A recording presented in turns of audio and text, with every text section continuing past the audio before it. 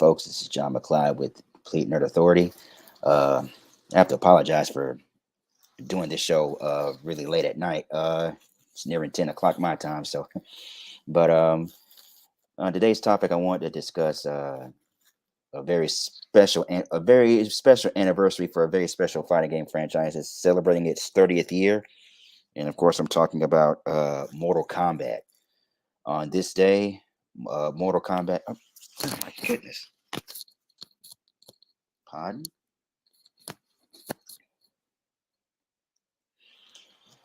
There we go.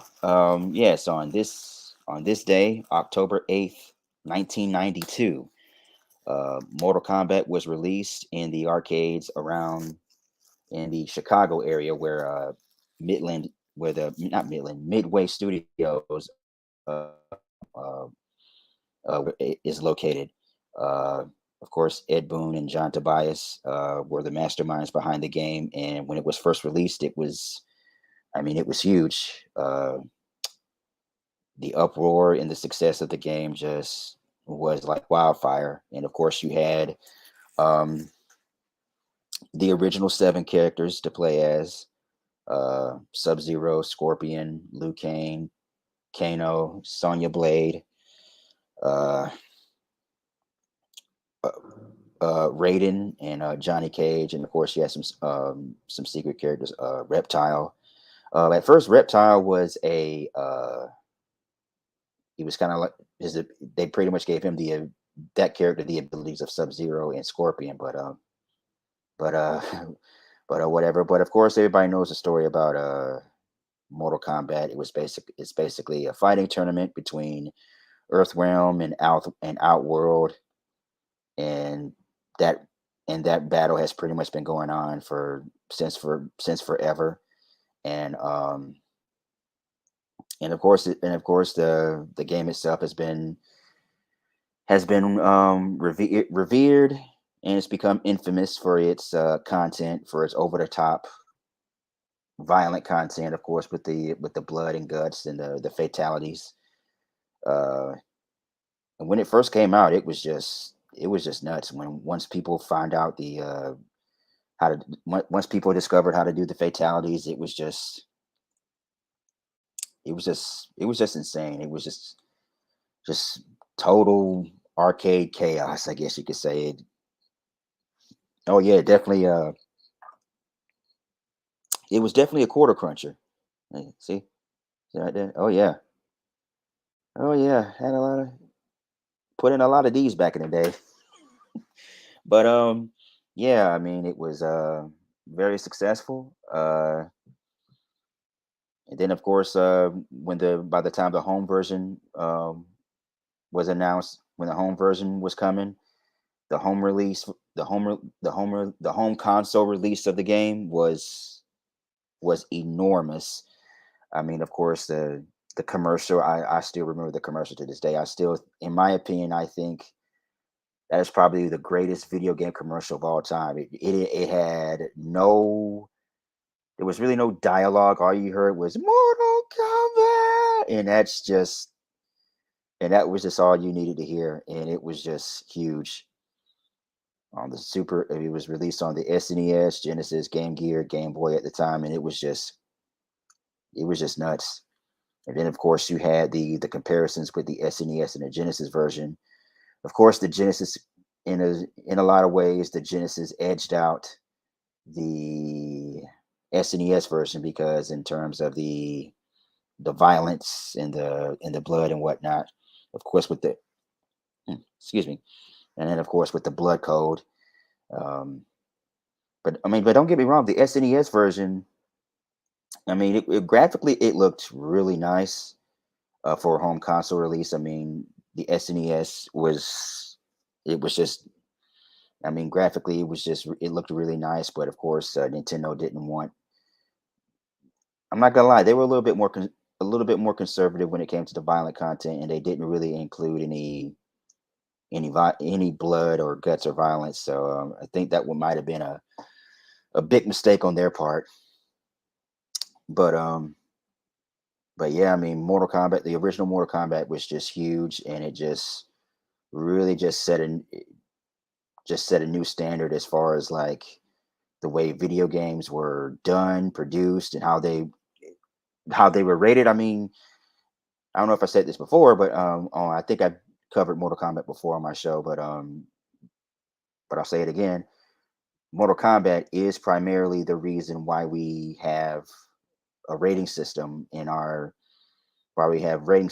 video games now, because of course the controversy went all the way up to the White House, and it just sent them in a huge it just sent them in a huge uproar because it was corrupting the youth or whatever. But yeah, I mean, it just caused so much controversy to the point where a rating system was put together, and it's the reason why you see a lot of games being rated today. At first, they had the ratings were E for everyone. Then you had the kids and adults. And then you had I mean, it's just yeah, they just had a lot of different. The rating system was a lot different. I'll just put it that way. It was definitely a lot different than it was today. So yeah. Then of course the second game came out. Uh, Self-explanatory. I mean, it just put the franchise over. Amazing game. It was just so well done. Mortal Kombat 2. I mean, they really kicked it up a notch with Mortal Kombat 2.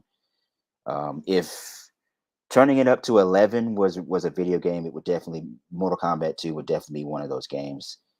Um, it had more characters, so many secrets, different finishers you could do. You had at least two, or at least you had at least 2 to 3 fatalities for each character. Some of them were like hidden stage fatalities where you can knock your opponent out to a band of acid or spikes or whatever.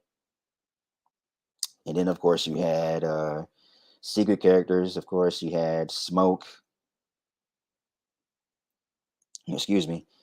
You even got to play as Shang Tsung, the final boss of the original game. I mean, there was just a lot of stuff. There was just a lot of stuff going on with Mortal Kombat. That was just amazing. Uh, and then, of course, when the home console version came out, Nintendo, the NES version did the Nintendo with their version, they did come sort of a compromise and they did put the blood and guts into the game. So just to try and edge and level out with the Sega Genesis. Um, and then of course you had Mortal Kombat 3. Mortal Kombat 3 was really good. I mean, they had the run button, and that was when they introduced the combo system. I think the combo system once they put the combo system in it, it really gave the franchise a much more competitive edge. And I think it kind of, but at the same time, it kind of took away. I think it made casual gamers just step away from it because part of the game now was learning, excuse me, how to pull off just crazy, insane combos in one move. So you had that in Mortal Kombat 3. Uh, and of course, you had new characters and new finishers, including the animalities. Uh, this is where Kano and Sonya they returned. I mean, they weren't present in Mortal Kombat 2, but they did make a bit of a cameo in the background in one of the stages. They were chained up or whatever. Um, but there were some notably absent characters in Mortal Kombat 3. I mean, you had Scorpion. He wasn't he wasn't there, but he was in Ultimate Mortal Kombat 3, which is basically just a uh I guess you could say it was more of a DLC it was like Mortal Kombat 3 with DLCs. It was basically just an upgraded version of Mortal Kombat 3, and I mean, it was pretty good. I mean, you had Smoke, Noob Saibot, who was also a who was a secret character from Mortal Kombat 2. Uh, so you had a lot. I mean, you had a lot more secrets in Mortal Kombat 3, in Ultimate Mortal Kombat 3. So I mean, that was big. That was big. And around that time, that was right around the time the first Mortal Kombat movie was released, and that was a darn good movie. I would say it was one of the better movies based on a video game. I mean, definitely one of my favorites. Um, for them to be able to pull off a movie like that at that point in time, I mean, it was pretty impressive, because I don't think Hollywood really at that time really didn't understand really didn't understand the source material of the video games that they were doing. I mean, before that they did Mario Brothers, which was terrible, and Street Fighter, which wasn't good by some people, but I enjoyed it. I mean, I enjoyed the original Street Fighter movie with John Claude Van Damme and the late great Raul Julius as M Bison. Um, yeah, I mean, yeah, I mean, I enjoyed the first Mortal Kombat movie. I mean, it was a lot of fun to watch. Still a fun movie to this day. Uh, and then after Ultimate Mortal Kombat 3, then eventually you had Mortal Kombat 4, which was around the time they switched to 3D, new characters, and I think it was a trying time. I mean, when they went into a different direction with going to 3D, and then you had Mortal Kombat 5, and then Deception, in my opinion, which I thought was the best from the 3D era, as I call it, during the 3D days. I mean, it was definitely a lot of fun um a lot of fun to play. It was I would say it was definitely one of the more fun, um, 3D based Mortal Kombat games. And then you had Armageddon, where you pretty much had every single character that was involved with Mortal Kombat at that point as a playable character, and plus you got to create your own character. Um, I really didn't get into Mortal Kombat Armageddon that much, because I just thought it was just way too much. But I guess it's just my opinion. That's just how I remembered it. I mean, if I can, I should go back and revisit that game. But yeah, but then after that, they rebooted it, of course, back in 2019, not 2019, 2009, I believe, with Mortal Kombat 2009, and it was just like a breath of fresh air, returning to 2D. I mean, it was just great. Uh, it The fact that they went back to 2D, it that was just great. That was just all great by itself. You had some special guest characters, I believe. You had Freddy Krueger. Um, from that point forward, I mean, they were just introducing brand new characters, left and right, from Mortal Kombat, from 2019, from 2009, and then you had Mortal Kombat uh, uh, 9 and 10. They just been having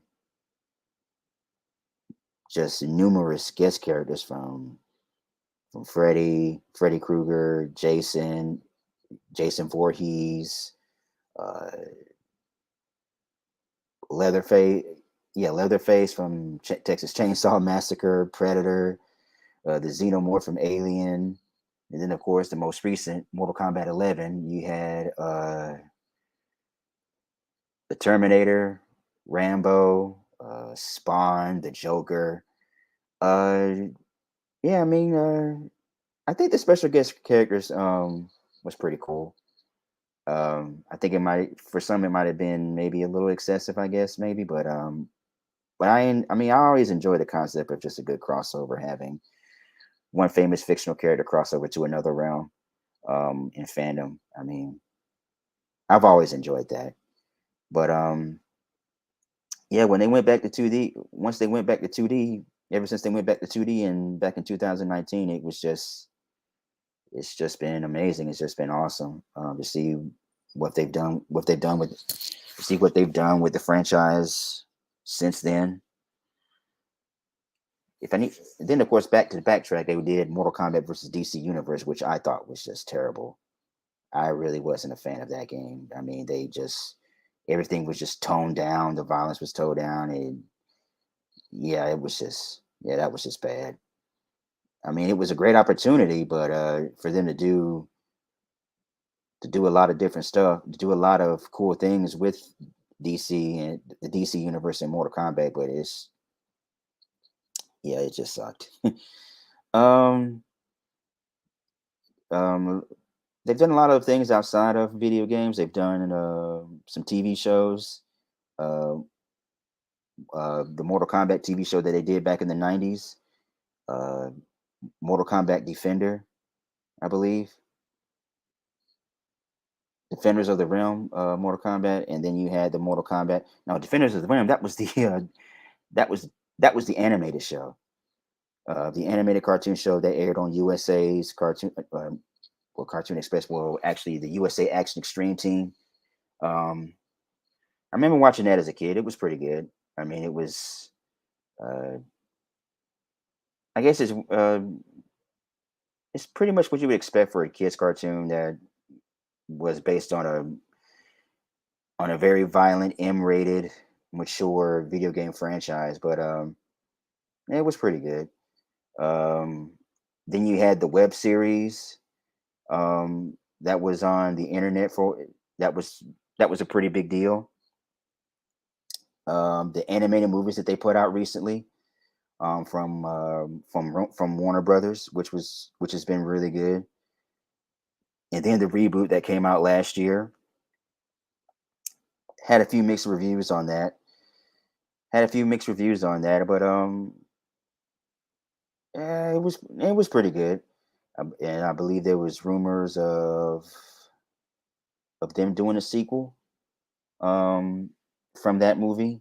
So I think that should be coming out pretty soon.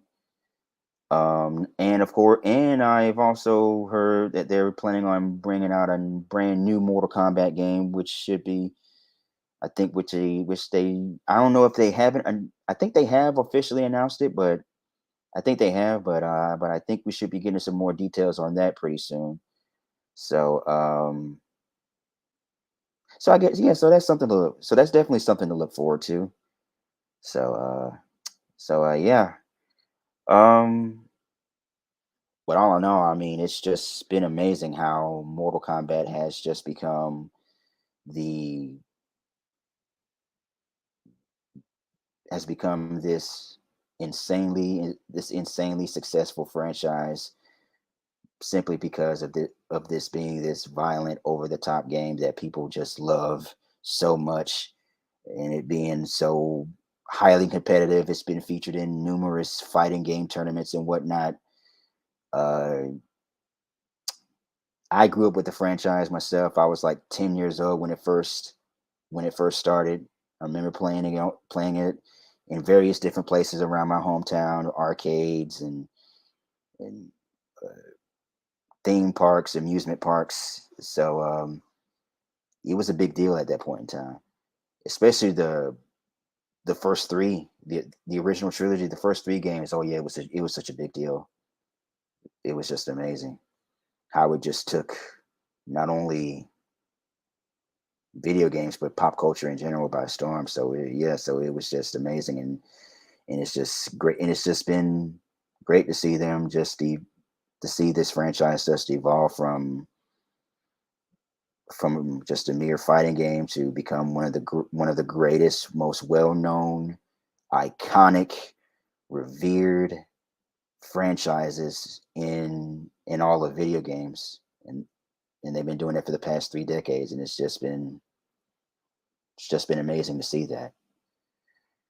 So I guess that'll do it for me with my Saturday night show with Complete Note Authority, and of course always we appreciate everyone that show us their support, and I might have something real special on my. I have something really special in mind for my next show. So, well, actually, I want to discuss the 30th anniversary of Cartoon Network.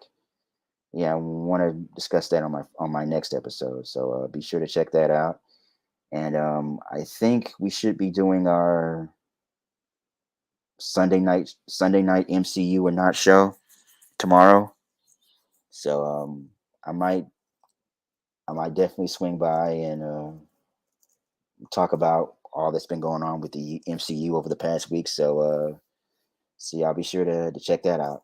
So until then, this is John McClyde, and I will see you guys later. Peace.